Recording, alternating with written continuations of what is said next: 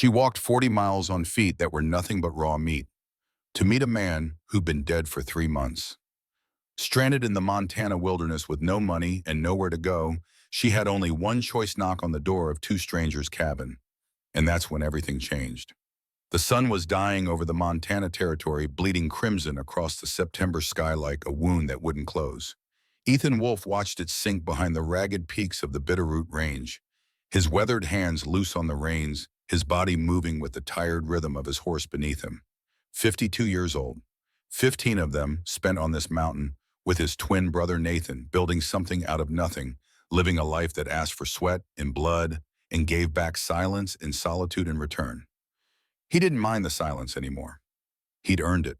The ranch spread out below him as he descended the rocky trail, 200 acres of stubborn grass and pine, a creek that ran cold even in August, in the cabin he and Nathan had built with their own hands 2 decades past. Timber Ridge, they called it, home such as it was, a place for men who didn't need much and didn't ask for more. Ethan had ridden to the north pasture that morning to check the fence line where the wolves had been testing their boundaries, looking for weak points for easy meat.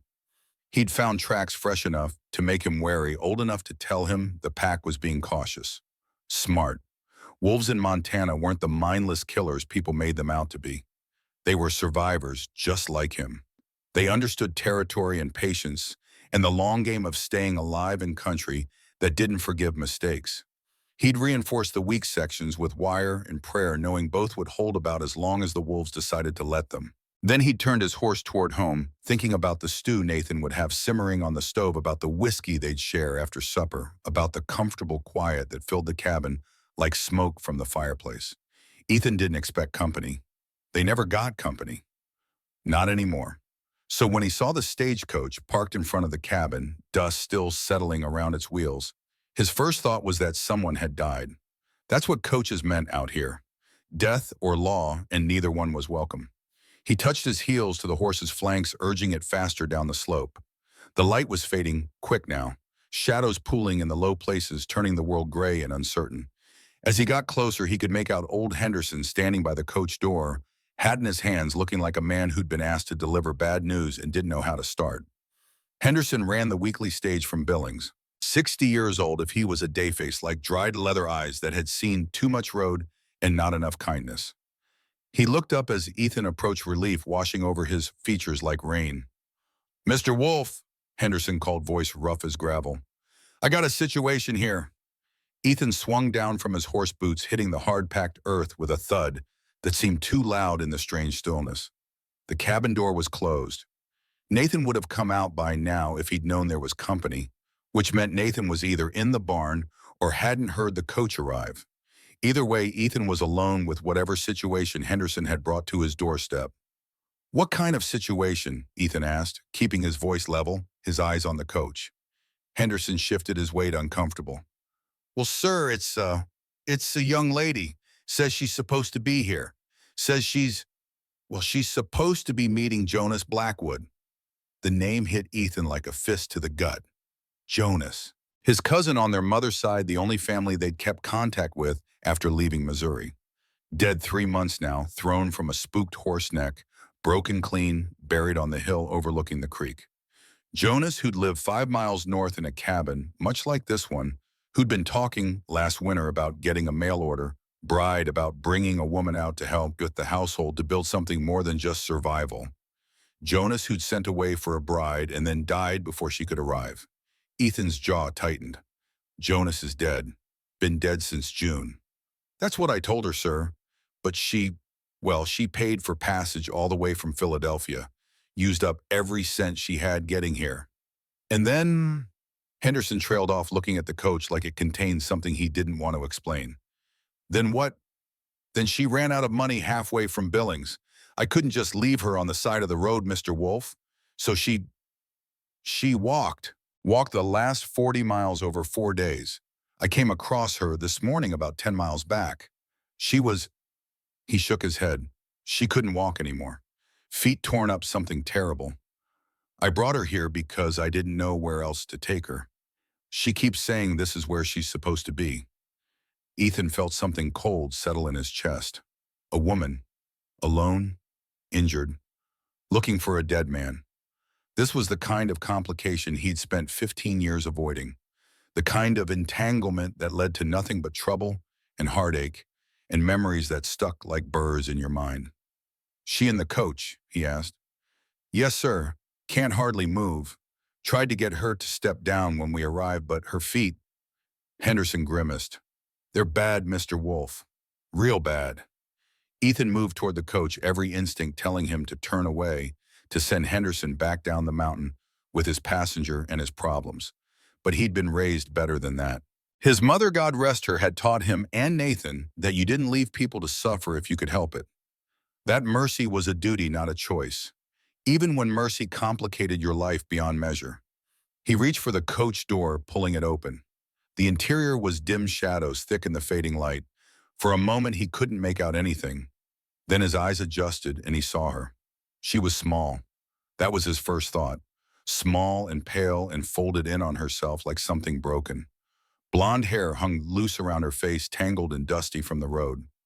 Her dress, which might have been nice once, was torn and stained the hem black with dried mud and what looked like blood. But it was her eyes that caught him. Blue, clear as mountain water, and filled with a desperation so raw it made his chest ache. She looked at him like he was either her salvation or her executioner, and she wasn't sure which. "Are you Jonas Blackwood?" Her voice was barely a whisper, threaded through with pain and exhaustion. "No, ma'am. I'm Ethan Wolf. Jonas was my cousin. He—" Ethan paused, searching for gentle words and finding none. "He passed 3 months back. Horse accident." The hope in her eyes flickered and died like a candle in wind. She didn't cry, didn't gasp or wail or do any of the things women in stories did when their dreams fell apart. She just sat there very still, and Ethan watched something inside her go dark. "Then I have nowhere to go," she said. Simple, final, like she was stating a fact about the weather. Ethan studied her more carefully now, young, maybe 23, 24. Too young to look that tired. Too young to have that kind of defeat in her eyes. Her hands were clasped in her lap, knuckles white, trembling slightly. Not from cold, from something deeper, something that lived in the bones. "What's your name?" he asked. "Claire. Claire Bennett, from Philadelphia." She took a shallow breath, wincing. "Mr. Blackwood's advertisement said he needed a wife. Someone hardy, willing to work. I answered 8 months ago. He sent travel money in April, $200. But my father's illness delayed me for months.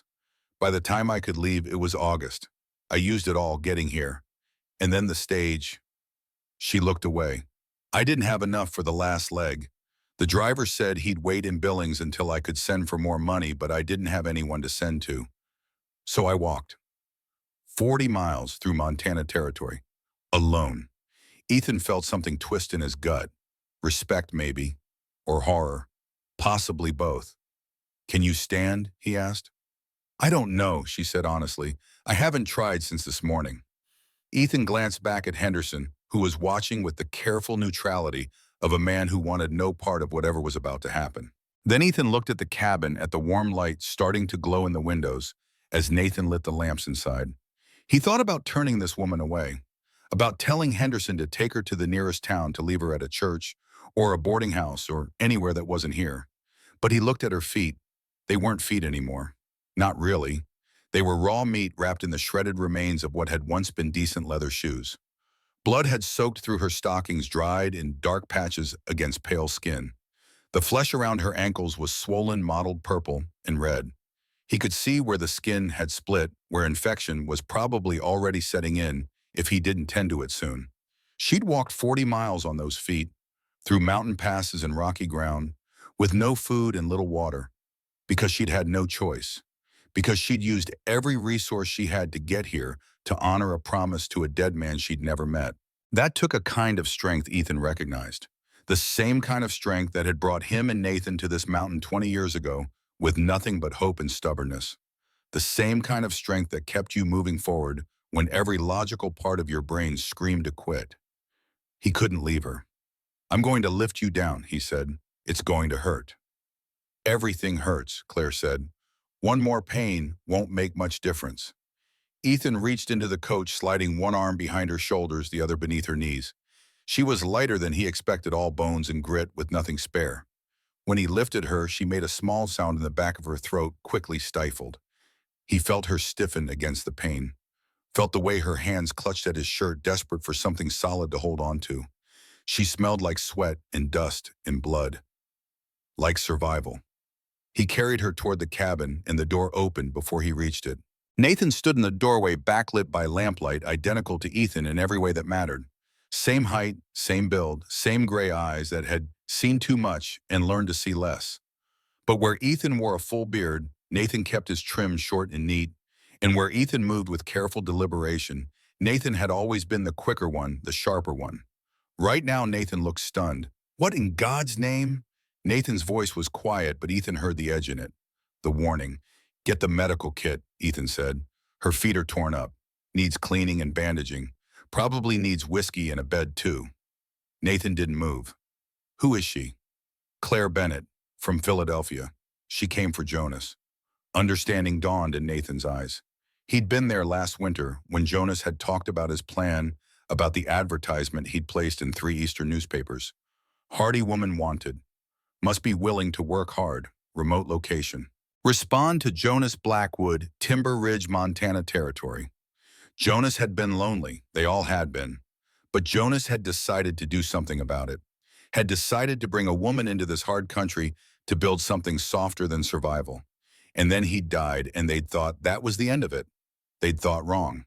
Jonas has been dead 3 months, Nathan said. She knows, Ethan replied.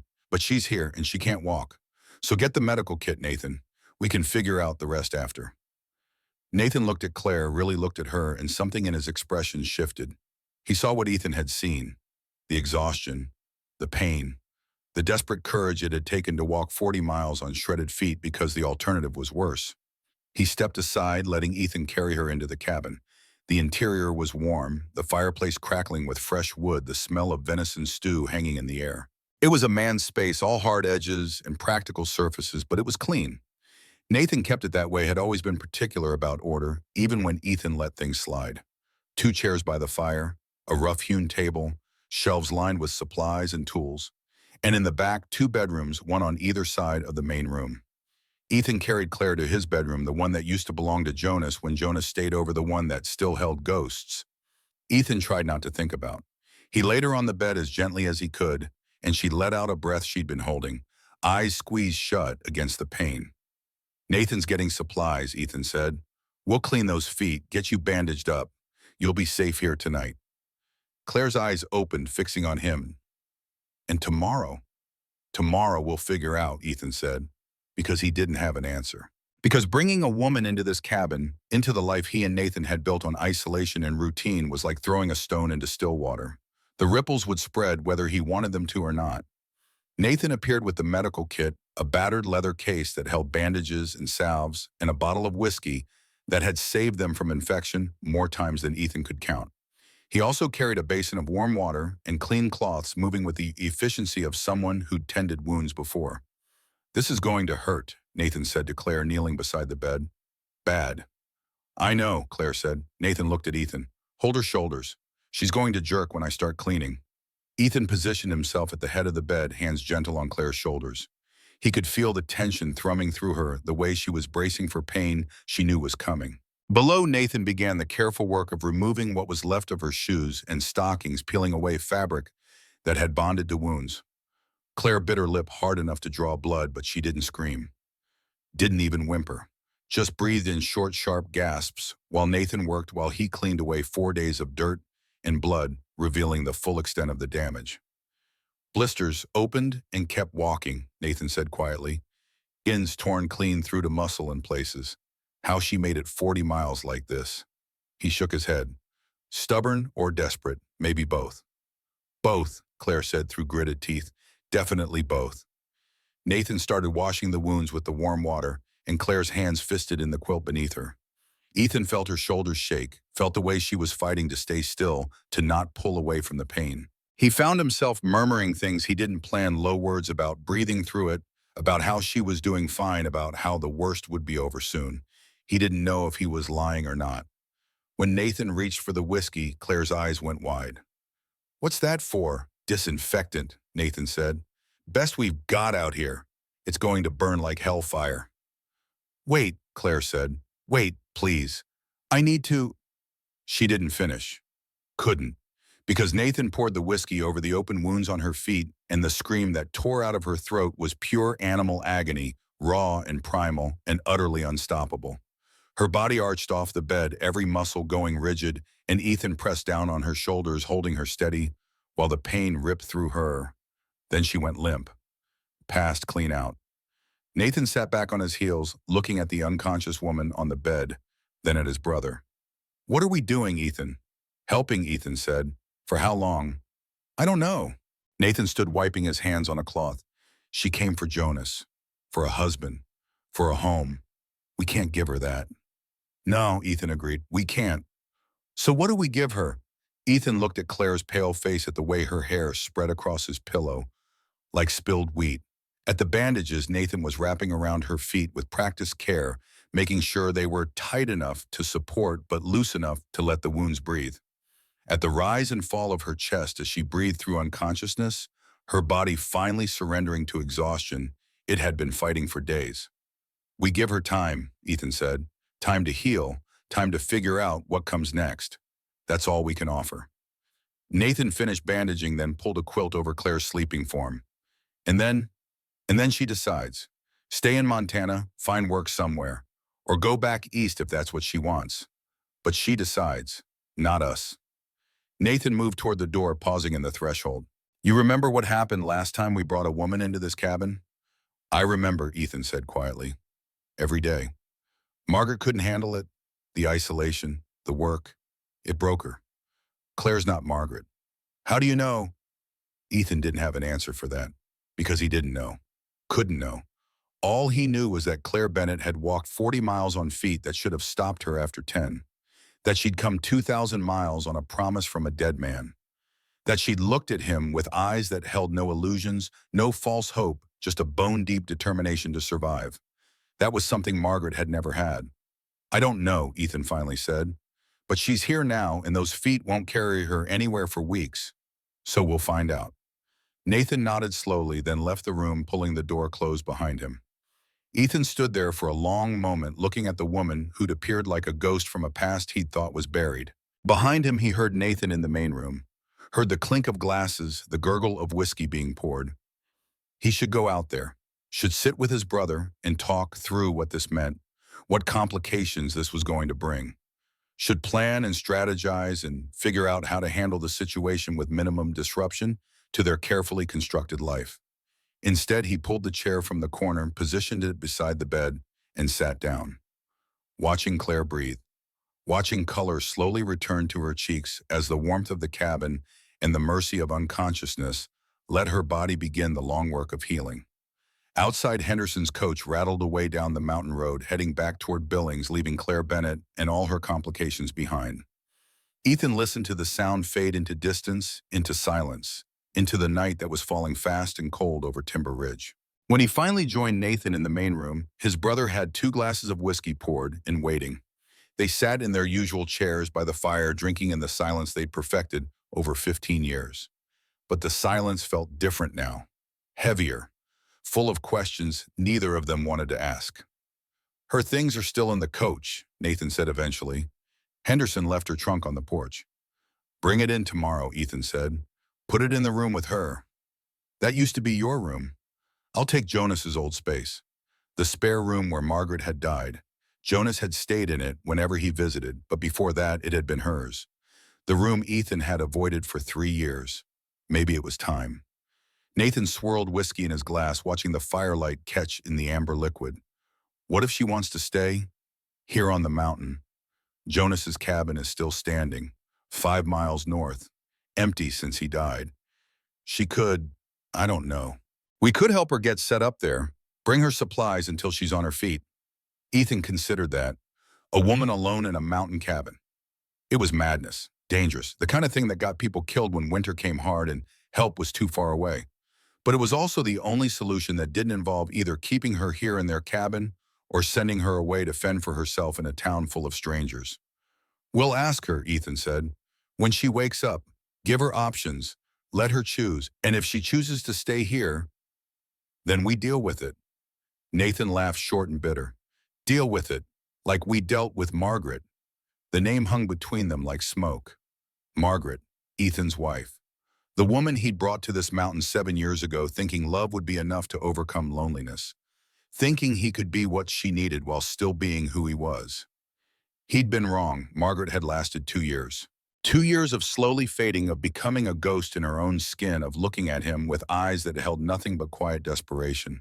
And then she'd gotten pregnant, and the pregnancy had been hard, and the birth had been impossible, and she died screaming curses at him while the baby died with her.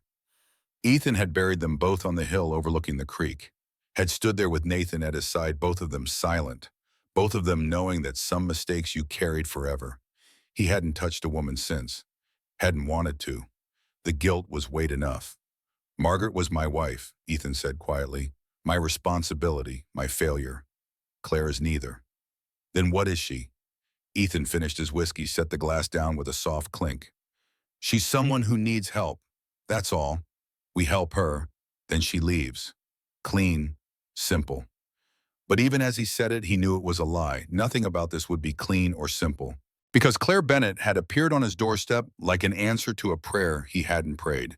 And her presence was already changing things in ways he couldn't see yet, but could feel like pressure before a storm. In the bedroom, through the closed door, he heard her stir. A small sound pain, dragging her up from unconscious mercy into waking awareness. He stood without thinking, moving toward the door, Nathan rising with him. They found her trying to sit up, confusion and panic flashing across her face as she took in unfamiliar surroundings. Her hands clutched at the quilt, and her breathing came fast and shallow, the kind of breathing that preceded screaming or fighting or both. Easy, Ethan said, hands visible, non-threatening. You're safe. You passed out while we were cleaning your feet. This is my room. You've been asleep about an hour. Claire's eyes found him, then shifted to Nathan. Identical faces, identical builds. She blinked, processing. There are two of you. Brothers, Nathan said. Twins? I'm Nathan, he's Ethan. We own this ranch together. Jonas never mentioned. She trailed off, wincing, as she shifted position and her bandaged feet reminded her why she was here. Where is Jonas buried? The question caught Ethan off guard. Not what happened to him. Not how, just where, like she needed to know so she could properly mourn a man she'd never met but had been prepared to marry. On the hill, Ethan said, overlooking the creek. We can take you there tomorrow if you want, if you can manage the walk. I can't walk, Claire said. Simple. Matter of fact. That's why I'm here, isn't it? Because I couldn't walk anymore? The feet will heal, Nathan said. 6 weeks, maybe 8. You'll walk again. And until then, Ethan and Nathan exchanged glances. This was the conversation they'd been avoiding, the question that had no good answer. How long she'd stay, what her staying meant, what obligations they had, and which ones they were willing to accept. Until then, you stay here, Ethan said, making the decision even as Nathan's jaw tightened. We've got the room, got supplies. You can't travel on those feet, and we're not sending you to town to fend for yourself. I can work, Claire said quickly. I'm not asking for charity. Whatever needs doing, I'll do it. Cooking, cleaning, mending. I'm not afraid of hard work. You can barely sit up, Nathan pointed out. Then I'll work sitting down. Her chin lifted, stubborn. I didn't come all this way to be a burden. Jonas's advertisement said he needed someone hardy, someone willing to work. That's what I am. That's what I can be. Ethan studied her. Even now in pain, exhausted, stranded 2,000 miles from anything familiar, she was negotiating, trying to establish her value to prove she wasn't dead weight. That took a kind of pride he understood, the kind of pride that would rather break than bend. We'll figure it out, he said. First you heal, then we talk about the rest. How long do I have, Claire asked, before you expect me to leave? The question was direct, blunt. The kind of question someone asked when they'd learned not to trust soft promises or vague timelines. When they'd learned that people's patience had limits and you needed to know exactly where those limits were. As long as it takes for your feet to heal, Ethan said. After that, your choice. We can help you get to Jonas's cabin if you want to try making a go of it there. Or we can help you get to town, find work. Or we can stake you enough to get back east if that's where you want to go. And if I want to stay here, The words hung in the air like a challenge. Nathan went very still. Ethan felt something tighten in his chest. This is a working ranch, Ethan said carefully. Nathan and we've been running it ourselves for 15 years. We've got our routines, our ways of doing things. A woman living here, it would complicate things, Claire finished. I understand, but her eyes said she didn't, or maybe she did and was past caring about complications. Maybe when you'd walk 40 miles on shredded feet, complications seemed manageable compared to the alternative. We're not offering what Jonas was offering, Nathan said bluntly. He wanted a wife. We don't. The words were harsh, but Ethan was grateful for them. Better to be clear now than to let hope take root in ground that couldn't support it. Claire's face remained carefully neutral. I didn't come here expecting love, Mr. Wolf. I came expecting work and a roof. Seems like you've got both. It's not that simple, Ethan said. Why not? Because it never is, Ethan thought. Because women and men living under the same roof led to expectations and complications and needs that went beyond work and shelter. Because he'd tried this before and it had ended with graves on a hill and guilt that never stopped gnawing. Because he was 52 years old and had learned the hard way that some wounds never healed, they just scarred over and waited for you to forget before they opened up again. But he didn't say any of that. Instead, he said, "You need food. When's the last time you ate?" Claire thought about it. 3 days ago, maybe 4. Nathan cursed under his breath, then headed for the kitchen. Ethan heard him ladling stew into a bowl, the clink of a spoon. When he returned, he handed it to Claire, who took it with trembling hands. Eat slow, Nathan warned. Your stomach's not used to food. You eat too fast, you'll just bring it back up. Claire nodded, bringing a spoonful to her lips. She ate carefully, methodically, like someone who'd learned to make small portions last. Ethan and Nathan watched her from their chairs by the fire, an awkward triangle of people who didn't know how to be in the same space yet. After a few minutes, Claire set the bowl aside half-finished. Thank you, I'm sorry I can't eat more right now. It's enough for now, Nathan said, taking the bowl. Sleep. Tomorrow you'll eat more. But Claire didn't lie back down. Instead, she looked at both of them, her expression serious. I need to know something before I sleep, before this goes any further. What? Ethan asked. Why are you helping me, really? You don't know me. You don't owe me anything. Jonas is dead, so whatever arrangement I had with him died with him. You could have sent me away with Henderson, could have given me enough money to get to town and washed your hands of the whole situation. But you didn't. Why? It was a good question, a fair question. Ethan found himself without a good answer. Because you walked 40 miles on feet that should have stopped you after 10, Nathan said quietly. That takes grit. We respect grit out here. And because leaving you would have been wrong, Ethan added. We're not good men, Miss Bennett, but we're not cruel ones either. Claire looked between them, reading their faces for lies or hidden motives. Whatever she saw seemed to satisfy her because she nodded and lay back down, her body sinking into the mattress with a sigh that spoke of exhaustion beyond measure. Thank you, she said again, her eyes already closing, for the grit and the lack of cruelty. It's more than I've had in a long time. They left her there, pulling the door closed quietly. Back in the main room, the fire had burned down to coals, casting dancing shadows on the walls. Ethan poured them both more whiskey without asking if Nathan wanted it. They drank in silence, processing the day's unexpected turn. So what happens now? Nathan finally asked. The same question as before, but weighted differently now. I don't know, Ethan admitted, but we've done it now. She's here. We're responsible for her until she's not. You know what people will say if word gets out? Let them say it. Ethan, I know. He did know, knew what it looked like. A young woman living with 2 unmarried men. The scandal, the assumptions, the judgments. But he also knew that Claire Bennett had come here on a promise, had survived on nothing but will and stubbornness, and turning her out now would make him the kind of man he'd sworn never to be. The kind of man his father had been. Cold, practical, willing to sacrifice people for convenience. 6 weeks, Nathan said. We give her 6 weeks to heal. Then we help her figure out next steps. But Ethan, we can't let her stay here permanent. You know we can't. Ethan wanted to argue, wanted to say why not, what harm could it do? But he knew the answer. The same answer that had been true with Margaret, because bringing a woman into their carefully constructed isolation would change everything, would introduce needs and wants and complications they'd spent 15 years learning to live without, would open doors better left closed. 6 weeks, he agreed, then we'll see. They sat until the fire died completely, until the cabin grew cold, and the night pressed in through the windows like something alive. When they finally stood to go to their separate rooms, Nathan paused.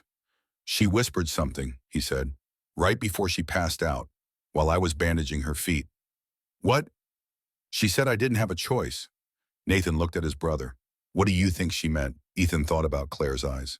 About the desperation there, the fear lurking beneath stubbornness. About how she'd walked 40 miles rather than turn back. About how she'd used her last cent getting here, burning every bridge behind her. I think she means exactly what she said, Ethan replied. Coming here wasn't hope. It was survival. Jonas's advertisement wasn't an opportunity. It was a last resort. What was she running from? I don't know, but whatever it was bad enough to make this mountain look like salvation. They parted then, each to their own room. Ethan lay in Jonas's old bed in the room where Margaret had died and stared at the ceiling. He could hear Claire's breathing through the thin wall, steady, deep. The breathing of someone who'd finally found safety enough to sleep. He wondered how long that safety would last. How long before whatever she was running from caught up. How long before she realized this mountain wasn't salvation at all, just a different kind of prison. How long before she broke the way Margaret had broken. Sleep was a long time coming. When it finally arrived, it brought dreams of walking through endless landscapes, feet bleeding sun, merciless and no destination in sight. Just walking because stopping meant dying, and dying meant losing whatever small spark of hope kept you moving forward. He woke in darkness to the sound of crying. Soft, muffled, coming from the room next door. Claire, he realized. Crying in her sleep, or maybe awake, he couldn't tell. He lay there listening, torn between going to her and staying where he was. The crying stopped after a few minutes, replaced by silence, then by the steady rhythm of breathing again. Ethan closed his eyes and willed himself back to sleep.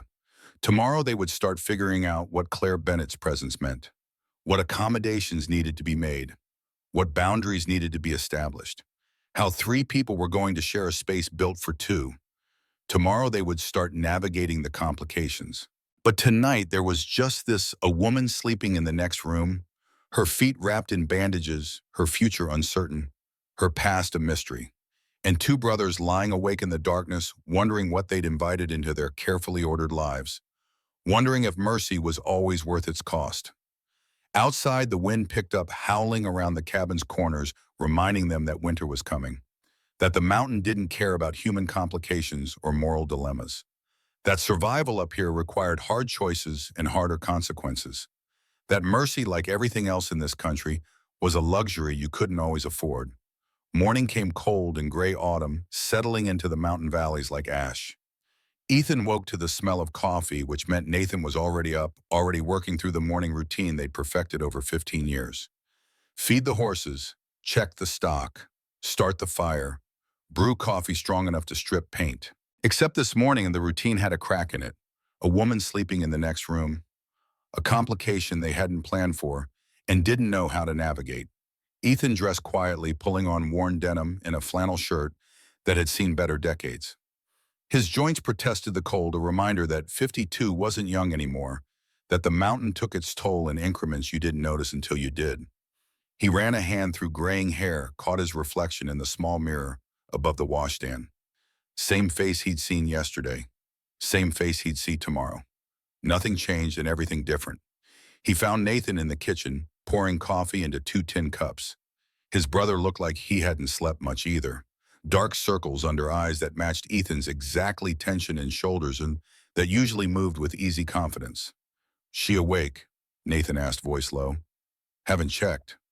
Should we? Ethan took the offered coffee, let the heat seep into his palms. Let her sleep. Body needs rest to heal. They stood in the kitchen drinking coffee in silence, both of them acutely aware of the closed bedroom door, of the presence behind it that had shifted the cabin's entire gravity.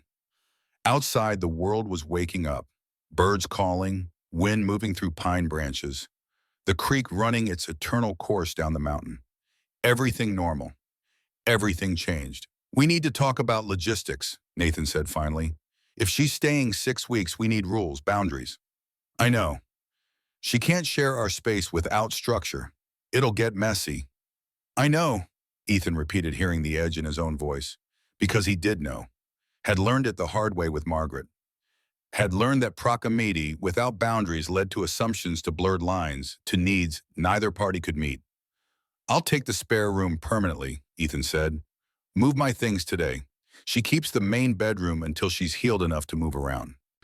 And after we figure out Jonas's cabin, get it livable again. If she wants to try making a go of it, there we help. If not, we help her get to town. Nathan nodded, satisfied with the plan, even if neither of them believed it would be that simple. Plans never survived contact with reality, especially when reality involved a woman who'd walked 40 miles on shredded feet rather than turn back. That kind of determination didn't bow to plans. The bedroom door opened. Both brothers turned, coffee cups frozen halfway to their mouths. Claire stood in the doorway, one hand braced against the frame for support, her bandaged feet barely touching the floor. She'd slept in her dress, had no other clothes apparently, and her hair hung loose around pale shoulders. In the morning light, she looked even younger than she had last night. Fragile, like something the wind could carry away. But her eyes weren't fragile. They were clear and determined and fixed on the brothers with an intensity that made Ethan straighten unconsciously. I need to use the outhouse, she said. No preamble, no embarrassment, just a statement of fact. Nathan set his coffee down. You can't walk. Then I'll crawl. The hell you will, Ethan said, moving toward her before his brain caught up with his body. You'll tear those bandages open, get dirt in the wounds. Infection will kill you faster than pride. Claire's jaw tightened. I'm not asking you to carry me to the outhouse, Mr. Wolf. Ethan, and yes you are, because that's the only way you're getting there without doing more damage. They stared at each other, wills locked. Ethan saw her weighing options, calculating dignity against necessity, saw the moment she surrendered to reality, her shoulders dropping infinitesimally. Fine, she said, but this is humiliating. It's practical, Ethan corrected, moving close enough to lift her again. Humiliation is a luxury. Out here we deal in survival. He carried her outside, Nathan holding the door, morning air biting cold against exposed skin. The outhouse was 20 yards from the cabin, a solid structure they'd built with the same care as everything else. Ethan set Claire down on the wooden seat inside, stepped back. Call when you're done, he said. I can crawl back. Claire. She looked at him and something passed between them. Understanding maybe, or just exhaustion with fighting battles that didn't matter. Fine, I'll call. Ethan waited outside, close enough to hear, but far enough to grant privacy. Nathan had gone back inside, giving them space for this awkward necessity. The morning was quiet except for the creak in the wind and the distant sound of a hawk crying somewhere high above. When Claire called, her voice was small but steady. Ethan carried her back inside, and this time she didn't fight it. Just let herself be lifted, let him navigate the threshold, let him set her down on the chair by the fire where Nathan had already placed cushions. Thank you, she said quietly. You need to eat, Nathan said, ladling something that looked like oatmeal into a bowl. Stomach should be able to handle this now. Claire took the bowl, ate slowly. Ethan watched her hands shake slightly, watched her force down food her body probably wanted to reject. But she kept going, methodical, determined. When she'd finished half, she set it aside. That's all I can manage. It's enough, Nathan said, taking the bowl. Give it an hour, try again. Silence settled over them, awkward and heavy. Three strangers forced into proximity by circumstance, none of them knowing what to say or how to navigate this strange new territory. Claire broke it first. You said Jonas is buried on a hill. Can I see? Ethan and Nathan exchanged glances. The grave was a half-mile up a steep trail. Claire couldn't walk 20 feet, let alone half a mile uphill. Not today, Ethan said. Maybe in a few weeks when you're stronger. I came 2,000 miles to meet him, Claire said. I think I should be allowed to visit his grave.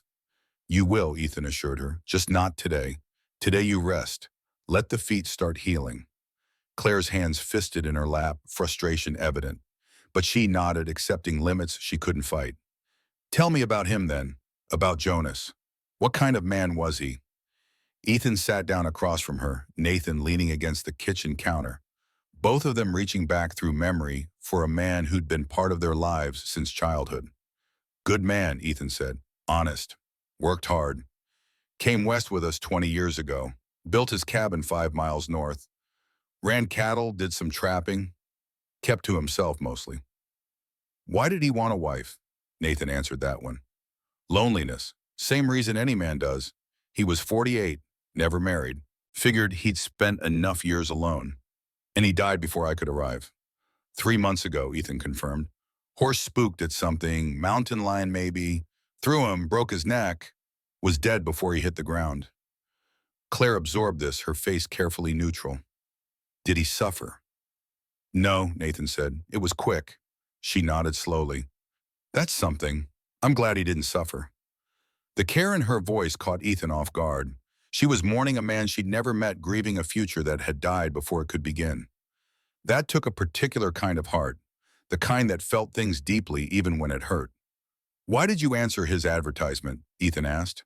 The question had been circling his mind since yesterday. What drove a young woman to cross a continent for a stranger? Claire was quiet for a long moment, her fingers tracing patterns on her skirt. When she spoke, her voice was measured, careful, like she was deciding how much truth to share. My father died 6 months ago. Heart gave out. He was a good man, but a terrible businessman. Left debts, $12,000 worth. She looked up, meeting Ethan's eyes. His creditor, Mr. Harrison Pruitt, was 60 years old, a widower. He came to our house a week after the funeral with a proposal. Marriage, Nathan guessed. Marriage. He'd forgive the debt if I married it in. Give me and my younger sister a home. Security. Claire's voice went flat. He was very clear about what the arrangement would entail. His needs, my duties. He laid it all out like a business transaction, which I suppose it was. Ethan felt something cold settle in his gut. You said no. I said I needed time to think. Then I found Jonas's advertisement in the newspaper. Hardy woman wanted, willing to work, remote location. It seemed, she searched for words, honest, direct. Jonas wasn't offering love or comfort. He was offering partnership, work, a place in the world. That was more than Pruitt was offering. So you ran, Nathan said. I chose, Claire corrected. There's a difference. Pruitt was one option. Jonas was another. I chose the one that let me keep something of myself. Ethan understood that better than she probably knew. The need to maintain some core of self even when circumstances tried to strip it away. The way dignity sometimes meant choosing the harder path because the easier one cost too much. And your sister, he asked, pain flickered across Claire's face. Married 3 months ago, a good man, a clerk. He's taking care of her. She's safe. She paused. I made sure she was settled before I left. Made sure she didn't need me anymore. Then I came here. Does she know where you are? I wrote her from the train, told her I was starting a new life, told her not to worry. Claire's laugh was bitter. I'm sure she's not worrying. She's probably relieved I'm gone. One less mouth to feed, one less problem to solve. You don't know that, Nathan said. Don't I? Claire looked at him. I was 23, unmarried. My father's debts hanging over me like a noose. I was a burden, Mr. Wolf. Coming here wasn't abandoning my family. It was freeing them. The bleakness in her voice made Ethan's chest ache. This was someone who'd learned to measure her worth by her usefulness, who'd internalized the idea that she was a problem to be solved rather than a person to be valued. He knew that feeling too, had felt it himself after Margaret died, after the whispers in town about how he'd failed his wife, failed his child, failed at the basic human task of keeping his family alive. You're not a burden here, he said. Claire looked at him skeptically. I can't walk, can't work, can't contribute. How am I not a burden? Because we're choosing to help you, Ethan said. That makes you a responsibility, not a burden. There's a difference. Is there? Yes. They stared at each other, something passing between them that Ethan couldn't name. Understanding, maybe, or recognition. Two people who'd learned the hard way that the world measured worth in cold equations and kindness was the exception rather than the rule. Nathan cleared his throat, breaking the moment. We need to check your bandages. Make sure infection isn't setting in. Claire nodded, extending her feet. Nathan knelt unwrapping the bandages with careful hands. Ethan moved closer, watching his brother examine the wounds. They looked better than last night. Still raw, still angry, but not the furious red that signaled infection. The flesh was swollen, but not hot to the touch. Healing, Nathan pronounced. Slow but clean. We'll keep changing the bandages twice a day. Keep them clean. Should be able to put weight on them in a week or so. A week, Claire repeated. And then we see how much you can handle. Build up slowly. No use rushing it and tearing everything open again. Nathan rebandaged the feet, his movements practiced and sure. Ethan watched Claire's face, saw her bite her lip against pain, but refused to make a sound. Stubborn, proud, unwilling to show weakness even when weakness was all she had. When Nathan finished, he stood. I need to check the stock. Ethan, you staying here? It wasn't really a question. Someone needed to stay with Claire in case she needed something, and Nathan was making it clear he wasn't volunteering. Ethan nodded, understanding the unspoken message. Nathan needed distance from this situation, needed to process the complication on his own terms. I'll handle things here, Ethan said. Check the north fence while you're out. Wolves have been testing it. Nathan grabbed his coat and rifle, paused at the door. Anything else you need from town? I'm riding in later for supplies. Coffee, Ethan said, and check if there's mail. Without mail, Claire asked after Nathan left. We get it once a month. Nathan rides to Bridger Falls, picks it up from the post office, usually just newspapers and supply catalogs. But sometimes, he trailed off. Sometimes there are letters from the old life, people we used to know.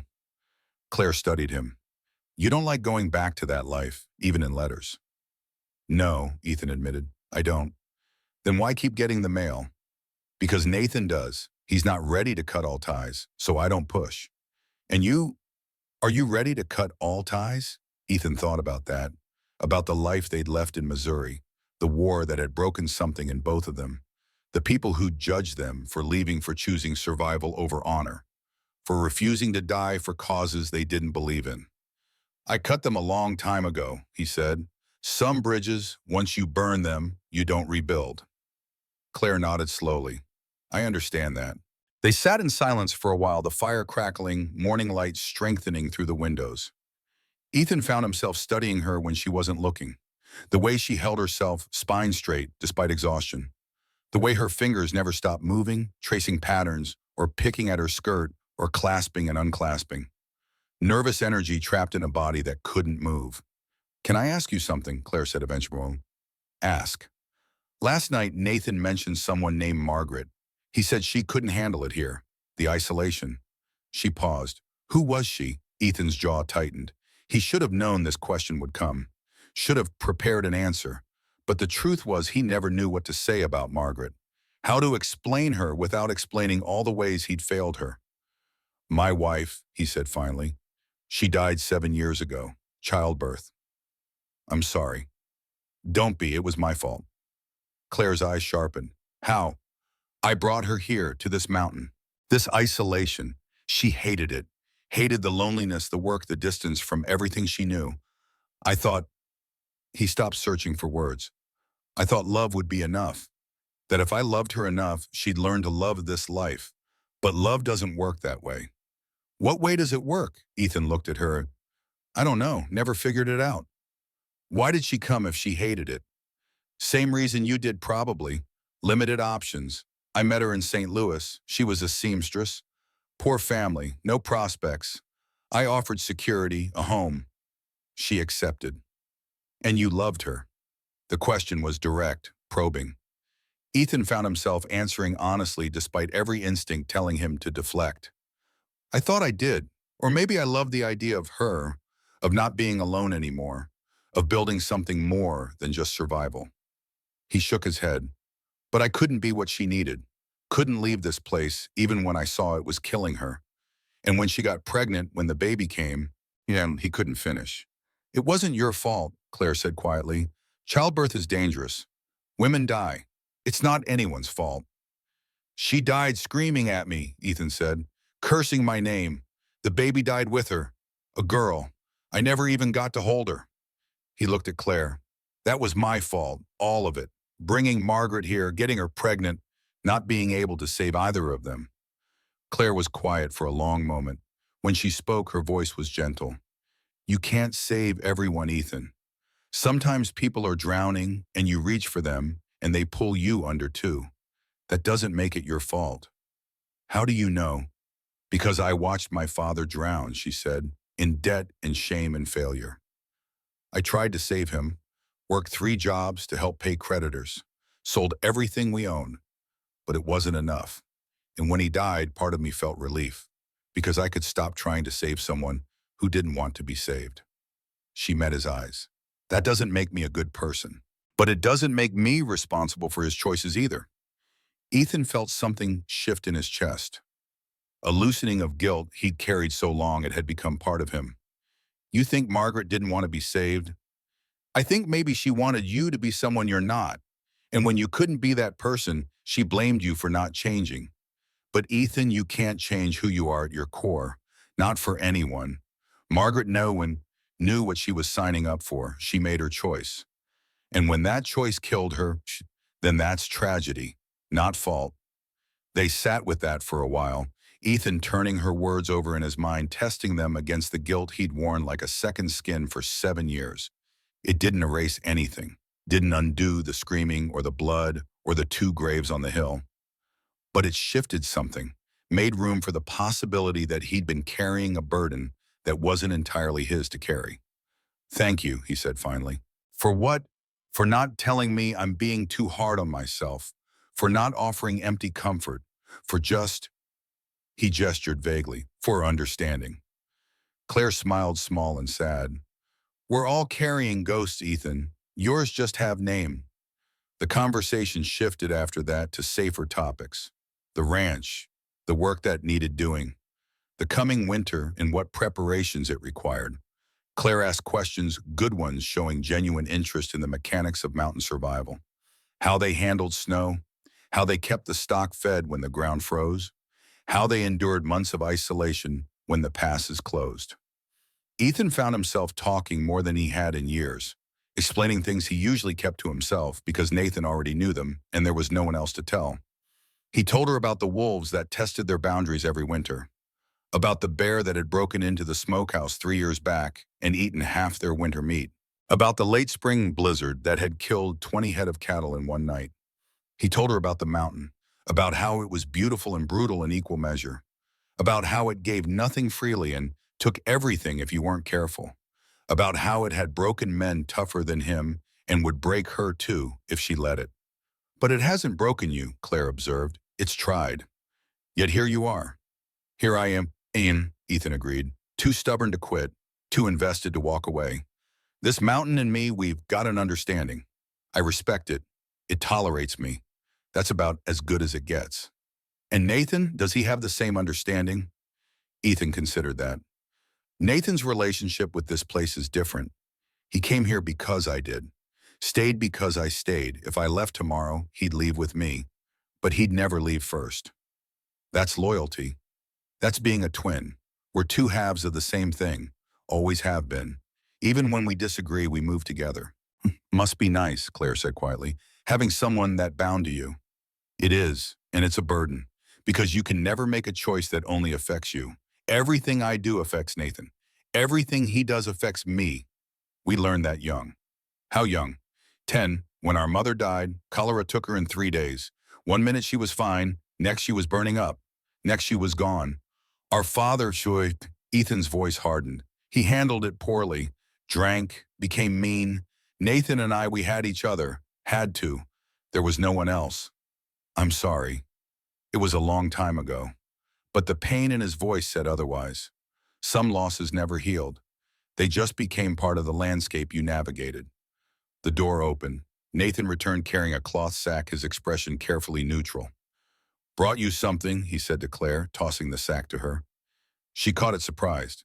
Inside were women's clothes. Simple, practical, a dress, undergarments, thick stockings. How did you, Claire started. Widow Johnson in town.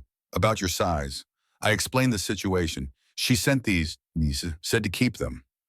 Claire's eyes filled with tears. She blinked them back furiously. I can't accept charity. It's not charity, Nathan said. It's practicality. You can't wear that same dress for 6 weeks. You'll start to smell.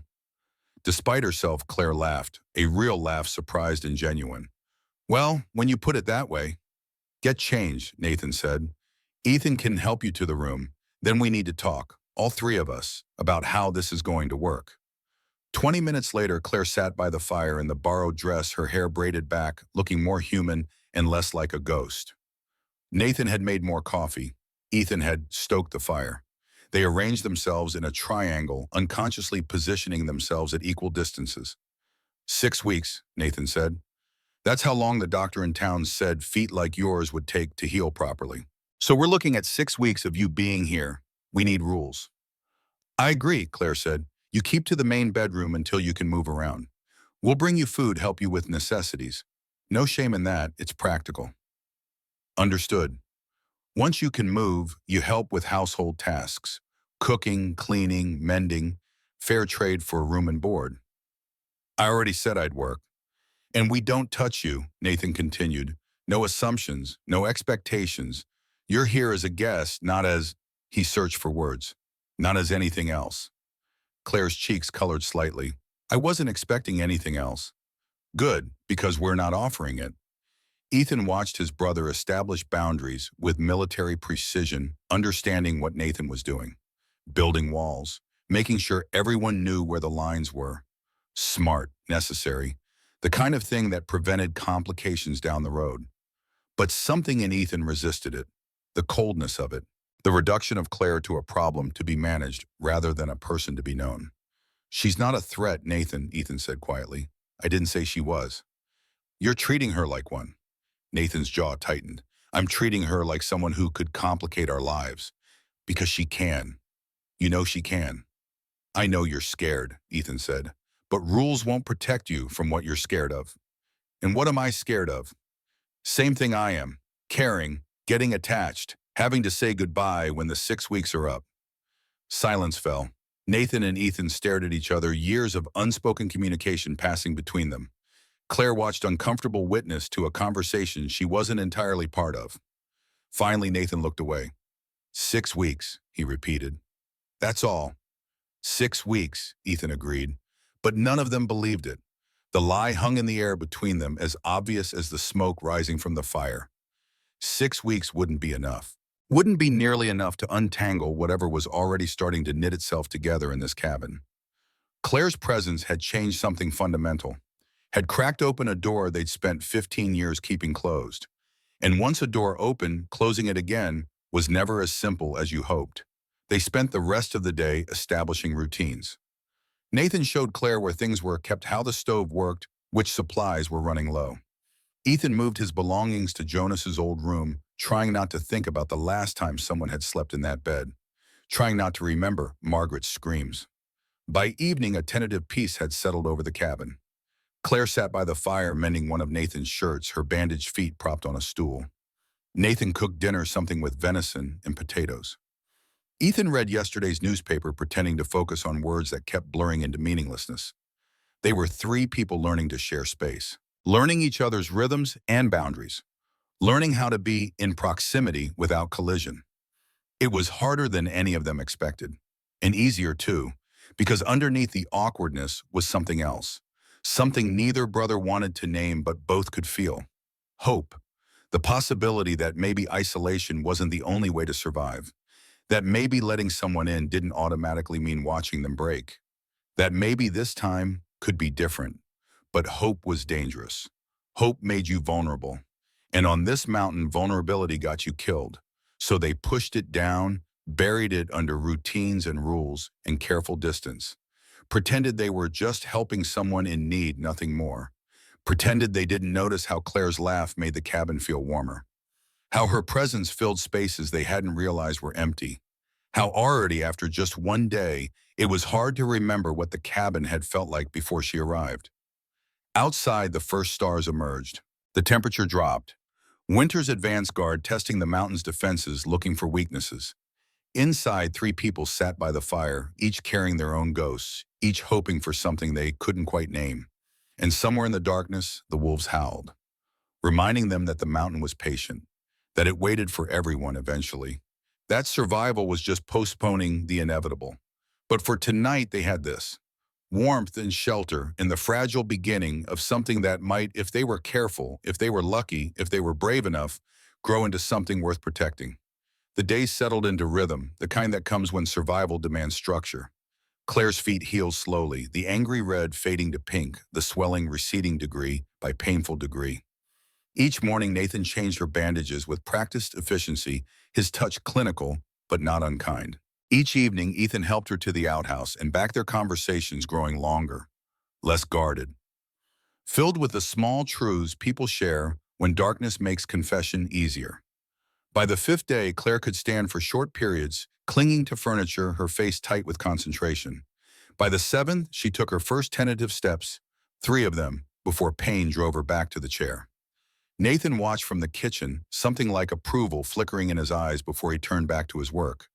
By the 10th day, she was walking. Slowly, carefully, but walking. Good, Nathan said, watching her move from the bedroom to the table without assistance. Another week and you'll be ready for real work. I can work now, Claire said, lowering herself into a chair with visible relief. My hands work fine. She proved it. While the brothers worked the ranch, Claire took over the household tasks they'd been neglecting for years. She mended clothes with stitches so small they were almost invisible. She organized the chaotic pantry, grouping supplies by type and season. She cooked meals that were more than just fuel, adding herbs from the small garden, varying textures and flavors, in ways that made Nathan pause mid-bite, surprised by his own enjoyment. The cabin transformed around her presence. Small touches appeared. Wildflowers in a jar on the table, curtains on the windows sewn from spare fabric, the smell of bread baking instead of just beans reheating. It was subtle, gradual, but unmistakable. The cabin was becoming a home again. Ethan noticed. Noticed, too, how he looked forward to coming back from the north pasture, to seeing lamplight in the windows, to finding Claire reading by the fire or humming while she worked. Noticed how the silence that had been comfortable for 15 years now felt empty when she wasn't there to fill it. Nathan noticed, too. But Nathan's noticing came wrapped in tension and careful distance, in reminders that 6 weeks had a deadline, and deadlines had consequences. Don't get comfortable, Nathan said one evening, when Ethan lingered too long watching Claire knead bread dough, her movements rhythmic and sure. She's healing. Soon she'll be able to leave. Maybe she won't want to leave. Then we'll want her to. Nathan's voice was flat. Final. We agreed, Ethan. 6 weeks, then she goes. But even Nathan's resolve was cracking. Ethan saw it in small things. How Nathan made sure Claire's coffee was exactly the way she liked it. How he carved a walking stick for her without being asked, the wood sanded smooth, the grip perfect for her small hand. How his face softened when she thanked him, when she smiled that smile that transformed her entire face from serious to radiant. Ethan noticed when it changed, day 17. Nathan had returned from checking the north fence to find Claire struggling to lift a heavy pot from the stove. Without a word, he crossed the room, lifted it for her, poured the stew, then left. No lecture about resting. No reminder that she was still healing. Just help, given quietly the way you'd help family. That night, Ethan asked him about it. She's not a guest anymore, Nathan had said, whittling the walking stick by the fire. Guests leave. She's staying. That makes her something else. What? Nathan tested the grip he was carving, adjusting the curve to fit smaller hands. Hours. They were all pretending. Pretending this was temporary. Pretending attachment wasn't already setting in like roots, finding purchase in rocky soil. Pretending the 6-week deadline meant anything, when every day made the thought of her leaving more unbearable. On the 28th day, when Claire could finally manage the climb, Ethan took her to see Jonas's grave. 4 weeks had passed since her arrival. The angry wounds had closed pink scars replacing raw flesh. She still limped, still needed the walking stick Nathan had carved, but she could move. The walk was short but steep, a half-mile climb up the hill behind the cabin. Claire managed it with her walking stick, stopping frequently to rest, her breathing labored but determined. Ethan stayed close, ready to catch her if she stumbled, but she didn't. Just climbed with the same stubborn focus she brought to everything. The grave was simple.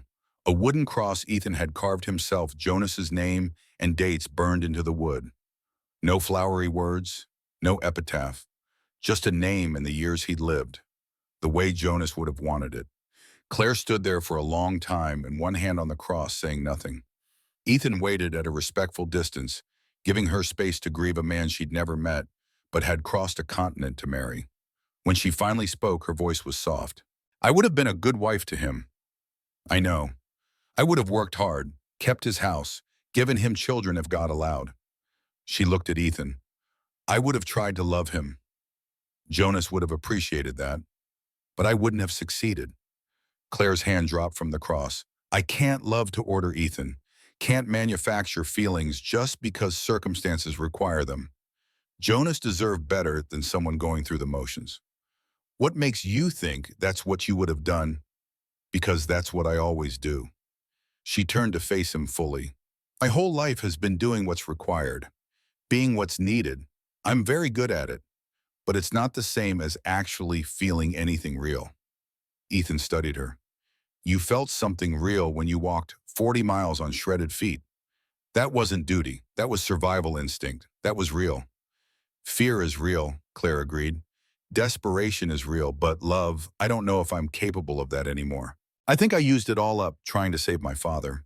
There's nothing left. That's not true. How do you know? Because I see how you are with the chickens, Ethan said. How you talk to them like they're children.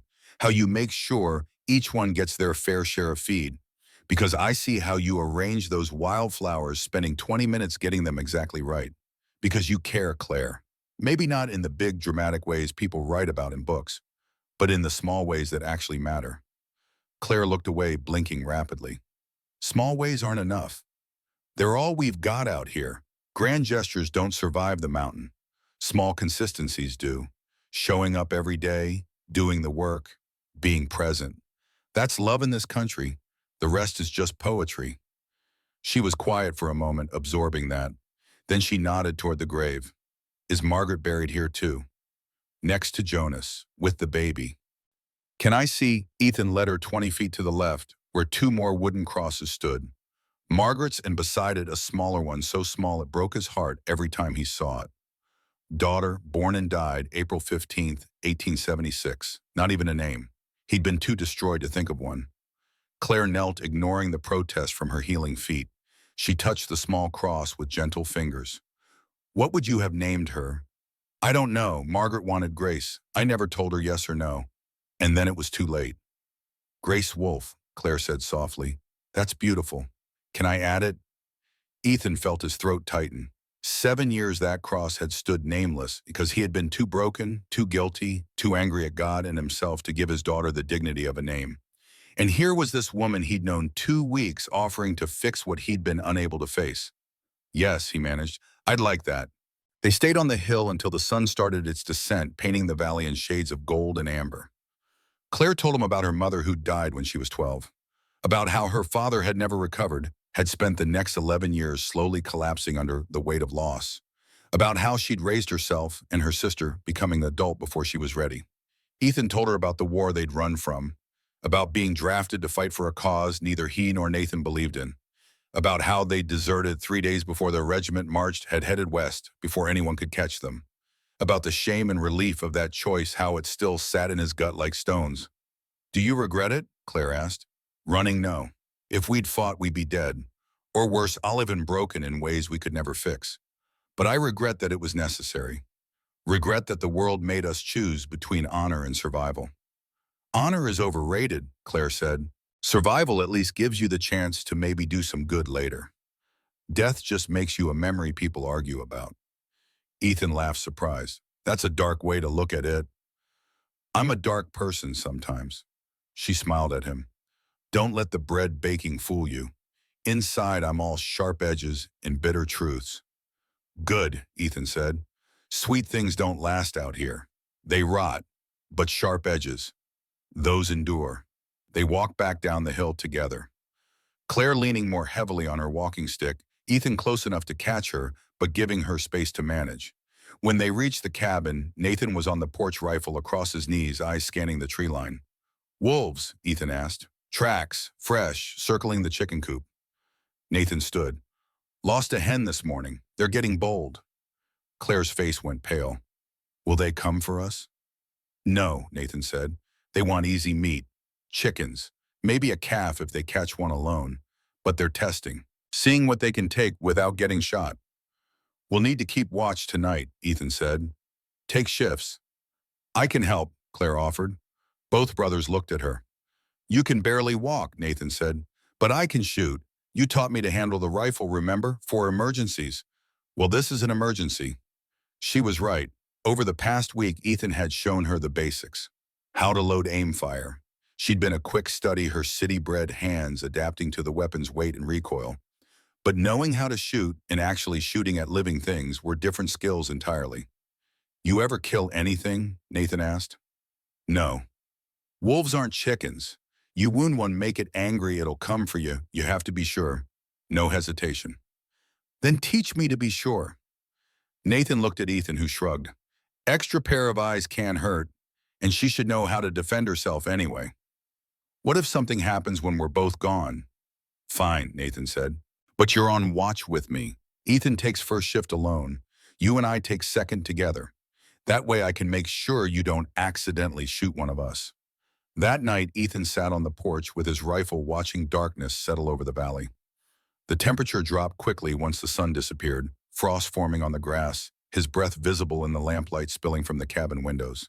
Behind him, he could hear Nathan and Claire talking in low voices, the rhythm of ordinary conversation. It sounded right, natural, like something that had always been there.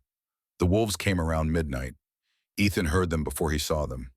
The chickens in their coop went silent, that particular stillness that meant predators nearby.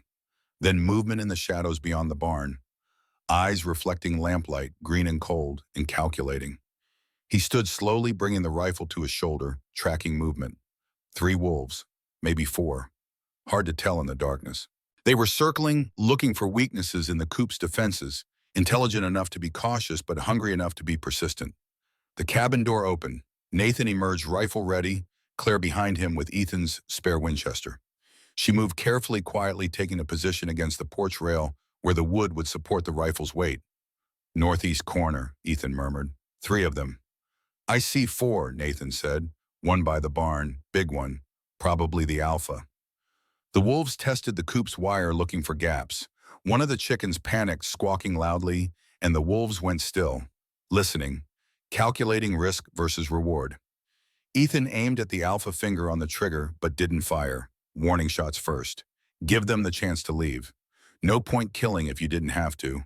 Bullets were expensive, and wolves were just trying to survive, same as everyone else. He fired into the air. The cracks split the night, echoing off the mountains. The wolves scattered, melting back into shadows, but Ethan knew they hadn't gone far.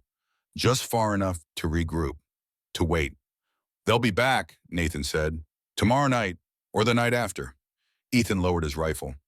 We need to reinforce that coop, add another layer of wire, make it too much work for the payoff. They went back inside. Claire made coffee, her hands steady despite the adrenaline he could see humming through her. She poured 3 cups, passed them around, then sat by the fire. Is it always like this? She asked, living with the constant threat. Yes, Nathan said. Mountain doesn't care about your comfort, doesn't care if you're scared. You learn to live with the fear or you leave. I'm not leaving. The words hung in the air, simple, direct, absolute. Nathan's jaw tightened. 6 weeks, Claire, that was the agreement. Agreements change, not this one. Why not? Her eyes challenged him. Give me one good reason why I can't stay. Because this isn't your life, Nathan said. You came here for Jonas. Jonas is dead. There's nothing for you here. There's work, there's purpose, there's a place I'm needed. You're needed in town too. You could find work there. Live among people. Have a normal life. I don't want normal, Claire said. I've had normal. Normal is Philadelphia and creditors and men who look at me like I'm property to be bought. Normal is suffocating. This, she gestured at the cabin at the mountains beyond. This is breathing. Ethan watched his brother struggle, saw Nathan searching for arguments that would convince her, that would protect them both from the complication she represented. But Ethan also saw the way Nathan looked at her when he thought no one was watching. Saw the softening around his eyes, the careful attention to her needs, the quiet pride when she mastered something new. Nathan was already attached, was already halfway to caring more than he wanted to admit. And that terrified him. "We can't give you what you're looking for," Nathan said finally. "What do you think I'm looking for?" "A husband, a family, the things Jonas promised." "Jonas promised work and a roof," Claire corrected. "That's all. I'm not asking for anything more." "You should be," Ethan said quietly. Both of them looked at him. "You're 23 years old, Claire. You deserve more than just work and a roof. You deserve someone who loves you, someone who can give you children a real home, a future. And you think I'll find that in town among strangers?" Claire shook her head. "I've seen how men look at me, Ethan. What they want, what they think I'm worth. At least here you both see me as a person, as someone capable and useful. That's worth more than romance." "For now," Nathan said. "But in a year, 2 years, when you're still here, still unmarried, still just the help, you'll resent us. Resent this choice. You don't know that." "I do. Because I watched it happen with Margaret. Watched her slowly realize she'd traded one cage for another. Watched her hate herself for staying and hate Ethan for not letting her go." The words hit hard. Ethan flinched, old wounds reopening. Claire looked between them, understanding dawning. "I'm not Margaret," she said softly. "Everyone says that," Nathan replied, "right up until they become her." He stood grabbing his coat.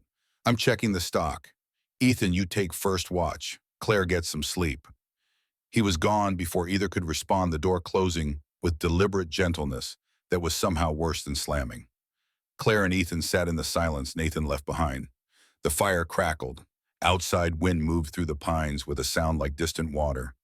"He's protecting himself," Ethan said eventually. "Not trying to hurt you." "I know." Claire stared into her coffee. "He's scared I'll break, that I'll become another person he couldn't save." "Are you going to break?" She looked at him, eyes clear and certain. "No, because I'm not here trying to be saved. I'm here trying to build something." "There's a difference." "What are you trying to build?" "A life that's mine. Not my father's leftover debts. Not Pruitt's transaction. Not Jonas's mail order solution. Mine. Built with my own hands. My own choices." She paused. "Is that so terrible?" "No," Ethan said. "It's not terrible at all." They sat together until Claire's eyes started to drift closed, exhaustion winning over will. Ethan helped her to bed, waited until he heard her breathing even out into sleep, then took his position on the porch for the first watch. The wolves didn't return that night, but Ethan stayed vigilant, rifle across his knees, watching shadows for movement, thinking about what Claire had said, about building something that was hers, about choosing this life not because she had no options, but because this was the option she wanted. It was more than Margaret had ever given him. Margaret had chosen him because he was better than nothing, had stayed because leaving seemed harder, had died resenting every moment of the life they'd built. But Claire was different. Claire had walked 40 miles on shredded feet not because she had nowhere else to go, but because she decided this was where she belonged. That took a different kind of courage, the kind that saw clearly and chose anyway. Morning came gray and cold. Nathan returned from checking the stock, his face carefully blank. They worked through the day in tense silence, the conversation from last night sitting between them like a wall. Claire broke it around noon, emerging from the cabin with sandwiches and coffee. She handed them to the brothers, where they were reinforcing the chicken coop, adding a second layer of wire. "I'm sorry," she said, "for pushing last night, for making this harder than it needs to be." "You didn't make anything hard," Ethan said. "I did. I'm asking you both to change the agreement, to let me stay beyond 6 weeks. That's not fair when you've already been so generous." Nathan hammered a staple into wood, the sound sharp and final. "Why do you want to stay, Claire, really? Strip away all the talk about building him on and choosing and breathe. Why here? Why us?" She was quiet for a moment, considering. Then she said, "Because for the first time in my life, I'm not trying to be someone I'm not. I'm not performing femininity for Philadelphia society. I'm not pretending to be weaker than I am so men feel superior. I'm not hiding my opinions or my intelligence or my capabilities. Here I can just be, work hard, contribute, exist without apology. That's why." Nathan studied her, something shifting in his expression. "And if we say yes, if we let you stay, what then?" "Then I work, I keep house, I help however I can, and I don't ask for anything more than a fair share of what we build together. No expectations of marriage of us being more than employers. None, Claire said firmly. I came here for Jonas. Jonas is gone. That door is closed. I'm not trying to open it with either of you. It was the right thing to say, the safe thing, the thing that should have reassured Nathan and made this easier. But Ethan felt something twist in his chest at her words, something that felt uncomfortably like disappointment, which was insane. He didn't want complications, didn't want romantic entanglement, had spent 7 years avoiding exactly that. Claire's declaration should have been relief. Instead, it felt like loss. I need to think about it, Nathan said. This isn't a decision we can make lightly. I understand. Give us a week. We'll talk it through. Give you an answer then. Claire nodded, accepting the timeline without argument. She took the empty coffee cups and headed back to the cabin, her limp barely noticeable now, her walking stick more habit than necessity. When she was gone, Nathan turned to his brother. Well, what? Do we let her stay? Ethan hammered another staple, buying time to think. What does your gut say? My gut says she's dangerous, not because she's bad, but because she's good, because she fits, because already I can't remember what this place felt like before she was here, and that scares me. Scares me too. But Nathan knew there was a but, could read it in Ethan's face. But sending her away feels worse, feels like we'd be making the same mistake we made with Margaret, trying to protect ourselves by keeping people out. And where did that get us? 15 years of isolation, 15 years of just surviving instead of living. We're alive, that counts for something. Does it? Ethan looked at his brother. Or are we just ghosts going through motions? Claire called it right. We're breathing, but we're not living. Haven't been for a long time. Nathan was quiet, his hands stilling on the wire. If we let her stay and it goes wrong, then it goes wrong, but at least we tried, at least we took the chance. You sound like you want her to stay. I do. Ethan met his brother's eyes. Not for the reasons you think. Not because I want a wife or a woman in my bed, but because she makes this place feel like it matters again. Like we're building something instead of just maintaining it. I'd forgotten what that felt like. Nathan nodded slowly. She does that, doesn't she? Makes things matter. Yeah, she does. They worked in silence for a while, adding wire, reinforcing posts, building defenses against wolves that would test them again and again. The work was familiar, rhythmic, the kind that let your mind wander while your hands stayed busy. Nathan stood abruptly, walked to the window, stared out at the mountains. His shoulders were tight, his breathing controlled. Ethan recognized the signs. His twin was fighting something internal, something that terrified him. I watched you bury Margaret, Nathan said, voice low. Watched you dig that grave with your bare hands because you couldn't stand to let anyone else do it. Watched you put your wife and your daughter in the ground, and then watched you die inside for 7 years. He turned. I won't watch that again, Ethan. I can't. You won't have to, Ethan said. How do you know? How can you possibly know? Claire won't break the same way. Because she already broke, Ethan said quietly. In Philadelphia, under her father's debts, under Pruitt's proposition, she walked 40 miles on shredded feet after she'd already been broken, Nathan. And she's still here, still standing. That's not someone who breaks easy. Nathan's jaw worked. And if I'm wrong, if letting her stay destroys all three of us, then at least we'll have tried to live instead of just survive. The silence stretched, then Nathan nodded once, sharp and final. 1 month, Nathan said eventually. We let her stay 1 month past the original 6 weeks. See how it goes. If it's working, we revisit. If it's not, she has enough time to make other plans without rushing. That's fair. And we tell her tonight. No point making her wait a week when we've already decided. Ethan felt something loosen in his chest. Relief, anticipation, fear, all tangled together into a knot he couldn't unpick. You're sure? No, Nathan said, but I'm willing. That's going to have to be enough. That evening they told Claire. She cried, tried to hide it, but failed, tears running down her face while she laughed and thanked them and promised to work harder than ever. Her joy was so pure, so unguarded that both brothers felt their own throats tighten. This was what hope looked like. This was what it meant to be given a chance when you'd thought all chances were gone. That night, Claire made them the best meal they'd eaten in years. Roasted chicken potatoes with the herbs from the garden bread still warm from the oven, and a pie made from the last of the preserved apples. They ate until they couldn't move, sat by the fire, drinking coffee, talking about plans for the coming winter. For the first time in 15 years, the cabin felt full, complete. Like all the empty spaces had been filled with warmth and purpose, and the possibility of something better. But outside in the darkness, the wolves waited, patient, hungry, testing boundaries, looking for weaknesses, reminding them that the mountain always took its due. For tonight they had this: safety and warmth and the fragile beginning of trust. It would have to be enough. The wolves came 3 weeks later, on a night when both brothers were gone. Ethan had ridden to Bridger Falls for supplies. Nathan was checking the north fence line, a day's work that had stretched into two, when he found sections torn down, evidence of something larger than wolves testing their boundaries. Claire was alone in the cabin when she heard the chicken scream. She grabbed the rifle without thinking, muscle memory from weeks of practice guiding her hands. The Winchester felt heavy but familiar now, an extension of will rather than a foreign object. She moved to the window, saw them in the moonlight. 6 wolves, maybe 7, circling the reinforced coop with intelligent patience. The alpha was massive gray and scarred its eyes, finding hers through the glass. It held her gaze for 3 heartbeats, then charged the coop. Claire fired. The shot went wide, but it scattered the pack. They regrouped at the tree line, watching her now, calculating.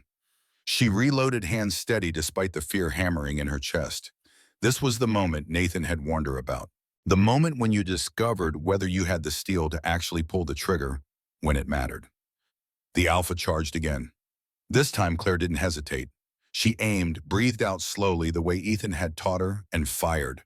The wolf went down hard, yelping once before going silent. The pack scattered into darkness, leaving their fallen leader bleeding in the dirt. Claire stood at the window until her hands stopped shaking, until dawn painted the mountains gold, until she heard hoofbeats and saw Nathan riding hard up the trail, having heard the shots from miles away. He found her on the porch, rifle across her knees, the dead wolf at her feet. "You're bleeding," he said, dismounting in one fluid motion. Claire looked down. A cut on her hand from broken glass where a stray wolf had tested the window. She hadn't even felt it. "I killed it," she said. "The alpha." The others ran. Nathan examined the wolf, then looked at her with something new in his eyes. Respect. Recognition. "Clean shot, right through the heart. You taught me well." "No." Nathan knelt beside her, took her bleeding hand in his.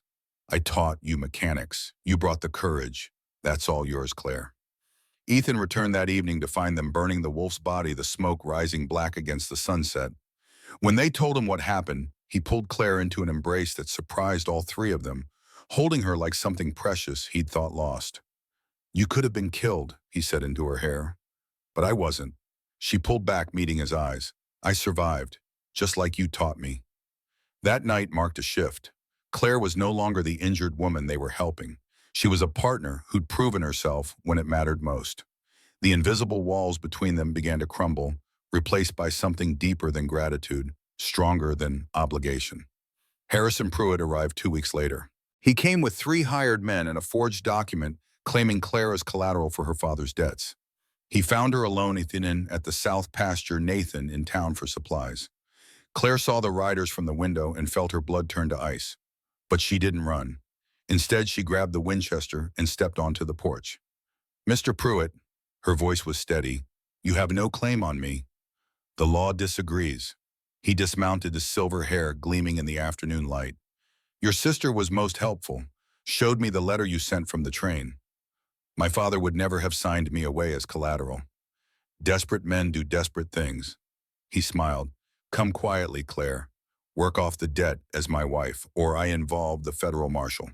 Then hoofbeats, Nathan riding hard up the trail, rifle already in hand. He took in the scene in seconds. Claire armed Pruitt, smug, 3 hired guns positioned strategically. "This is private property," Nathan said, dismounting slowly. "State your business or leave." Pruitt explained, showed papers, made his claim. "The signature's forged," Nathan said flatly. "Any fool can see it. Prove it in court." "Or I could prove it here." Nathan's rifle came up. "Your choice." The hired guns moved for their weapons. Claire's Winchester tracked the nearest one. Mexican standoff. Pruitt studied them, the mountain man with steady hands, the woman who'd already killed a wolf. These weren't soft city people. These were survivors. Keep her then, he said, finally remounting. But this isn't over. Yes, it is, Claire said, because if you or your friends come back, I'll shoot you just like I shot the wolf that tried to take what's mine. Something in her voice made him believe her. He rode away without looking back. They watched until the dust settled. Nathan's hand found Claire's shoulder. He won't return, he said. Men like that don't fight battles they can't win. He was right. Pruitt never came back. But Claire kept the rifle close for months afterward just in case. The shift happened slowly then, all at once. Small touches that lingered. Glances held too long. The night Claire woke screaming from nightmares about Pruitt and found Ethan already at her door, Nathan close behind. The way they took turns sitting with her until dawn, neither willing to leave, neither willing to name what was growing between them. It was Ethan who kissed her first a month after the wolves. A gentle press of lips after she'd fallen asleep by the fire, meant to be secret, but Nathan saw. And instead of anger, there was only understanding. A sullen acknowledgement that whatever they were building had no rules, no precedent, no name. Claire made her choice clear the night of the first heavy snow. She went to Ethan's room, the next night to Nathan's. And they never spoke of jealousy or possession, because the mountain had taught them that survival meant sharing everything, burdens, joys, and love that didn't fit into conventional shapes. Winter came hard that year. The passes closed early, snow piling 6 feet deep, the world reduced to the cabin and the barn and the line of rope between them.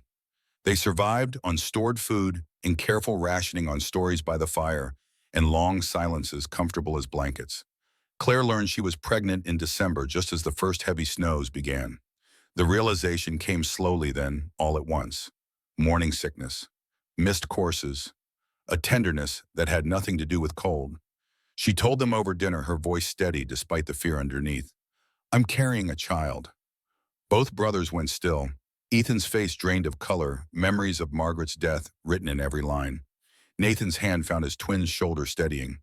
Whose? Nathan asked. Claire smiled sadly. Does it matter? It belongs to all of us. This family we've built. It matters because childbirth killed Margaret, Ethan said, his voice raw.